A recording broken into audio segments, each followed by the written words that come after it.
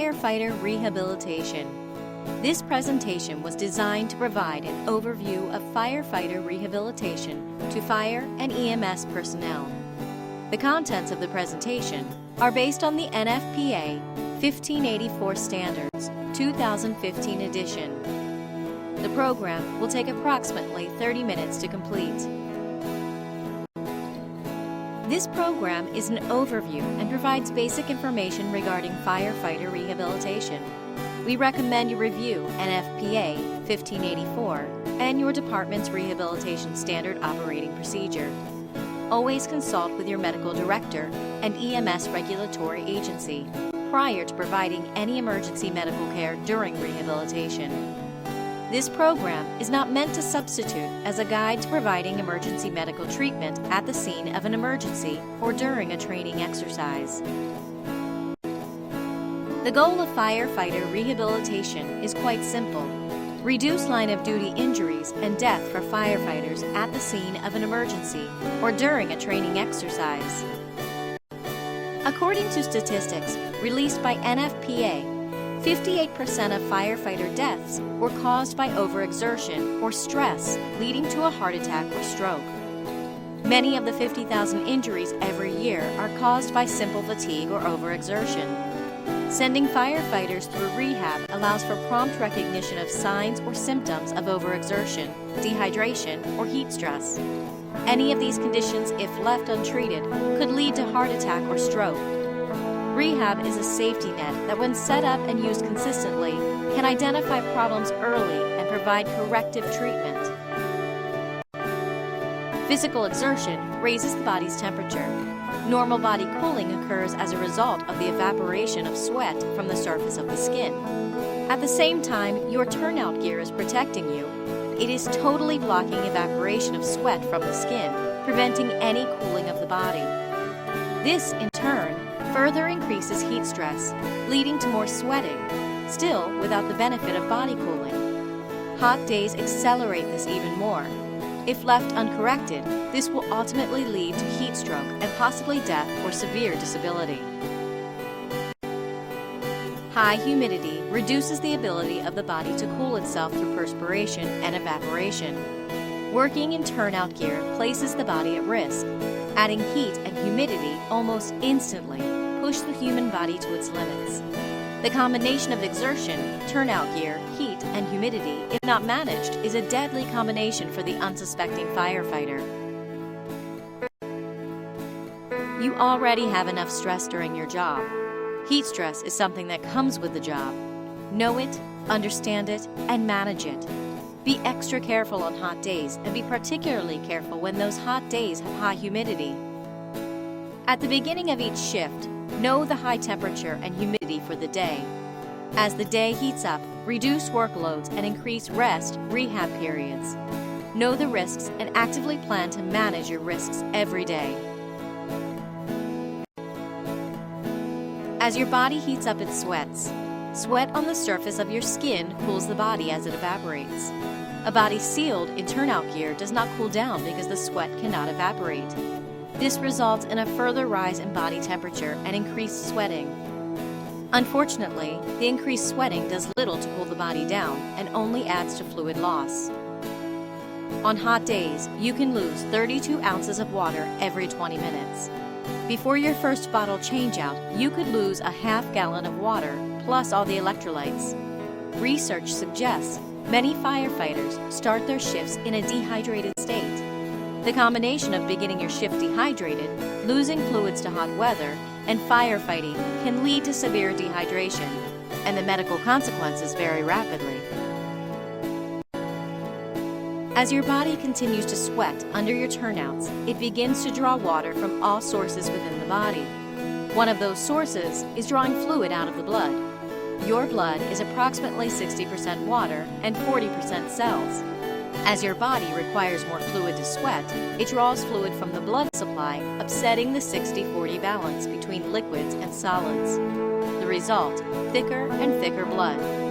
Thick blood requires more pressure to move and can lead to blood clots and complete vessel blockage. As we age, we all develop plaque in our arteries. Most concerning is plaque in our cerebral or brain vessels and coronary or heart vessels. This condition is known as atherosclerosis, which reduces blood flow through the artery. The rough surfaces of the plaque can disrupt blood flow and help form clots. Clots are more likely to form and completely block the artery when the blood has become thicker. These clots can lead to a complete blockage of the blood vessel and death of all brain or heart tissue in the affected area. Now you can see how starting your shift a little dehydrated in combination with hot weather and/or firefighting can rapidly lead to fluid loss through sweating. Given your turnout gear, you're more likely to sweat more and cool less. As your body tries to compensate for losing fluid, your blood gets thicker. All of these factors elevate your risk for heart attack and/or stroke. Rehab is for sissies. We've all heard that at some point. Rehab is for your wife, your 2 sons, it's for you. The facts are the facts. Firefighting is dangerous work.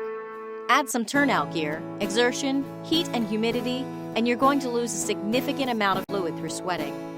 Your blood is going to thicken and possibly develop a clot and plug an artery in your brain or heart. Now you know. For you, for your family, and for all future generations of firefighters, do the right thing. Support rehab. Demand it be set up and demand your brothers and sisters go through rehab and stop the senseless loss of life we see year after year. We have RIT, pass alarms, safety officers, and all sorts of products, services, and systems designed to save our lives. Rehab is one of those systems we need to take seriously. We know firefighting and the very nature of our turnout gear puts us at risk. It's a live treadmill on every call. An irregular pulse, a low oxygen reading, a high carbon monoxide reading will lead to action that could save your life. Rehab is your safety net. Use it. How does rehab work and what do I need to know? Over the next couple of minutes, we'll explain how this all works and your role. It's not rocket science. Rehab is easy to understand and do. It's for everyone. You don't need 3 or 4 hours in a classroom to understand rehab. When the incident commander assumes control, the decision to set up rehab should be made. Whether it's in the department SOP, a gut feeling, or years of experience, make the decision early.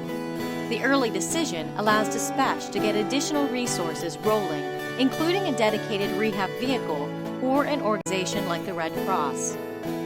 First order of business: delegate a rehab manager. It's preferable to delegate to someone who is trained and typically a paramedic or senior EMS personnel from the department or other providers as agreed upon. It's helpful for the rehab manager to be identified with a vest of some means of creating a highly visible and recognizable form of identification. From that point on, the rehab manager runs rehab. He or she orders resources, supplies, controls personnel, selects an area, and tracks all the activity. The rehab manager reports to the IC unless directed otherwise by the IC. Okay, we've got a rehab manager, picked a nice shady spot, ordered an extra ambulance, and started sourcing chairs, water, food, fans, and medical supplies. We're getting set up. When do we get customers? Put bottle exchange right next to rehab, and anyone going for a second bottle goes to rehab first. If the IC is tracking time on scene, after 40+ minutes work, without SCBA, or the second tank should go to rehab. Firefighters should also know if they feel poorly, excessively fatigued, dizzy, or ill, it's straight to rehab. The IC can also rotate complete companies through rehab based on time on task. The rehab manager is responsible for firefighter accountability in rehab. Set up the rehab area for a single point of entry and exit if possible. Put someone at that point with a clipboard and log sheet. Log every firefighter in and out. Use a local or regional ID system, name, badge number, whatever makes sense. Note if they're on their second bottle or relative time on task. After logging them in, they are directed to the rest and recovery area. Retain the rehab logs and any individual firefighter rehab records for follow-up. Those records should become part of the incident file. Short on firefighters or other resources?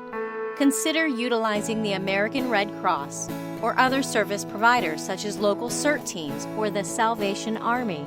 Include these organizations in pre-event planning, training, and coordination. Don't wait until you're faced with an incident that overwhelms your fire department resources.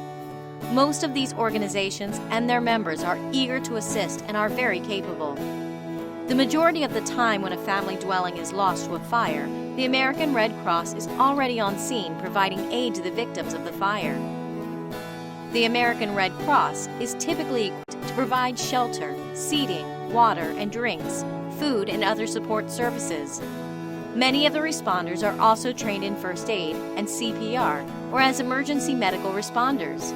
This makes American Red Cross an ideal partner to manage or assist in several aspects of firefighter rehab, such as accountability, rest and recovery, and medical monitoring. Once you're logged in, the first order of business is to begin to rest and cool your body down. This begins with removing your PPE and your turnout jacket. Open your turnout pants to allow for improved evaporation of sweating and cooling of the body. Of course, if you're at an incident and the temperature is 30 below, your temperature needs are different, and it may be appropriate to seek shelter and heat. The majority of the time, we are dealing with heat stress and you need to begin cooling as soon as possible. Don't stand around in your turnout gear expecting to cool down. With your gear removed and stored, sit down and begin to consume water and/or sports drinks such as Gatorade immediately. Take small amounts at first, careful to avoid a large quantity of fluid. Intake may result in nausea and subsequent vomiting. No energy drinks, high sugar drinks, tea, or coffee. You need water, and in many cases, you'll need to replace electrolytes such as sodium, salt, you have lost through sweating. While your body is cooling down and you continue to rehydrate, you'll need your vital signs taken.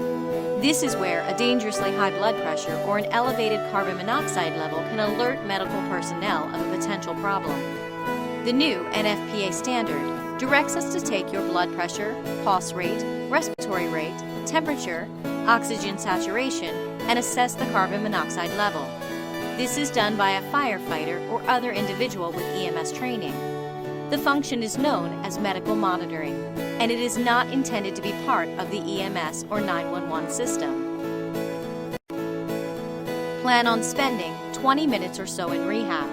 This provides generally enough time for rest, cooling, rehydration, maybe some food, and a couple of sets of vital signs.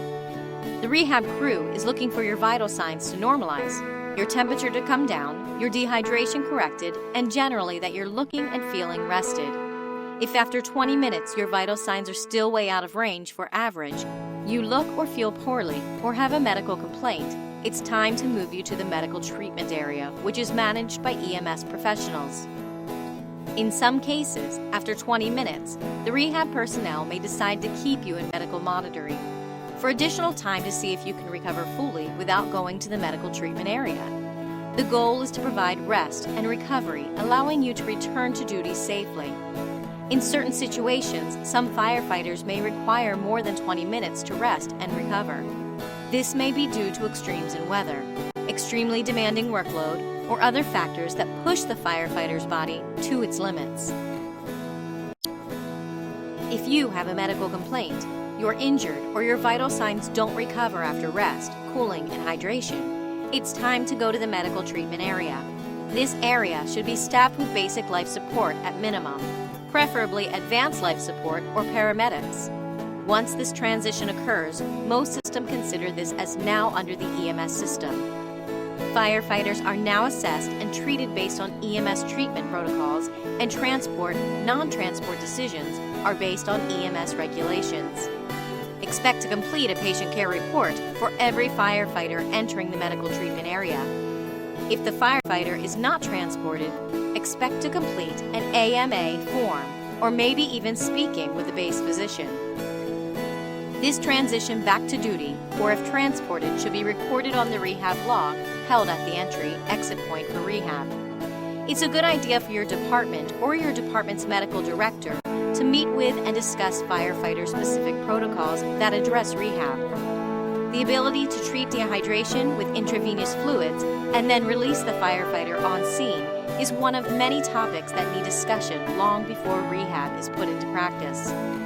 Medical decisions in rehab should be guided by EMS treatment protocols, developed ahead of time, and not be decisions based on the opinion of the medical personnel operating in the rehab area. The combination of well-developed department SOPs, EMS treatment guidelines, and specific policies addressing firefighter rehabilitation will reduce the chances of a poor decision being made regarding the disposition of a firefighter. Generally, once the firefighter enters rehab, he or she will wind up in one of two places. Most will return back to duty. Some will wind up being transported to the hospital for further evaluation and possibly treatment. When and how this occurs is very important. This is a very critical decision, and it should be based on written operating procedures, including EMS treatment protocols. The EMS personnel operating in rehab should be well trained and have a very complete understanding of policies and procedures related to rehab. When a firefighter's condition is unclear or other factors are preventing rehab personnel from releasing the firefighter back to duty, consider consulting with the base physician. The incident commander and other members of the fire department's leadership must understand releasing a firefighter from rehab is a medical decision and should only be based on the overall health and safety of the firefighter. Choose wisely. No firefighter wants to leave the scene of a fire or rescue and be transported to the hospital. It's not what we signed up to do. You can change behavior and/or habits that greatly reduce your chances of getting an ambulance ride to the hospital from a fire. First of all, stay hydrated. Make the efforts to show up to your shift hydrated. Cut the alcohol, sweet drinks, and caffeine down the day before your shift.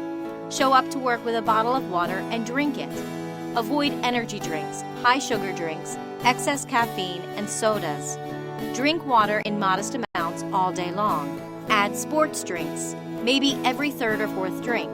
If it's hot and humid, step it up by drinking even more water. Staying fit improves your overall health and reduces the chance of a heart attack or stroke. Your ability to tolerate heat and firefighting is primarily based on your overall physical fitness. A physical fit body can tolerate more stress and recovers faster. Know your limits. If you're fatigued, dizzy, or weak, you're not only endangering yourself, you're endangering your entire company. This can lead to poor decision-making and reduced physical endurance. These put you and your company at risk. Get out and get to rehab. Get rested, cooled down, hydrated, and your batteries recharged. A rotation through rehab will mentally and physically prepare you to re-enter the fire while keeping you and your company safe. Rehab. It's really pretty simple. This is not rocket science. Firefighting is dangerous work. Today, too many firefighters are dying and getting injured. Let's do something about it. It's simple. Fighting fires is hot work.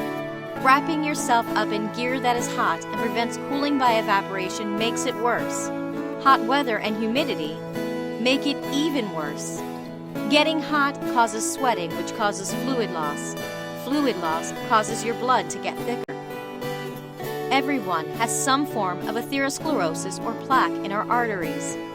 Thick blood flowing over plaque forms clots. Clots in our heart cause heart attacks, and clots in our brain cause stroke. Both are really bad. Over 50% of firefighter deaths are from heart attack and stroke. Stay fit and stay hydrated. Go to rehab and get checked. Enjoy your family, your grandkids, and your retirement. Support rehab in your department. Set the example for future generations of firefighters.